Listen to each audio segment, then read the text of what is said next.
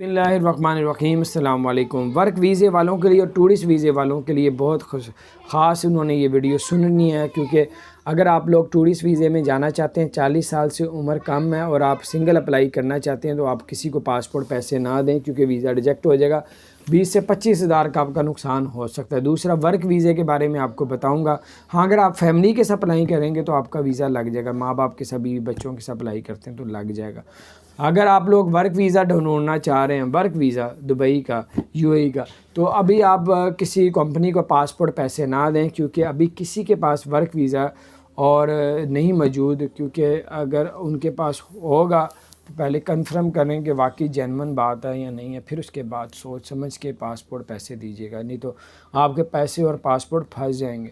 تو بہرحال وہاں پہ ایکسپو 2021 میں جو جابس نکلی ہوئی ہیں اور پیٹرولیم میں جاب نکلی ہوئی ہیں، تو بہرحال یہ کچھ اپڈیٹس تھی، میں نے کہا آپ سے شیئر کروں۔ اپنا خیال رکھیں۔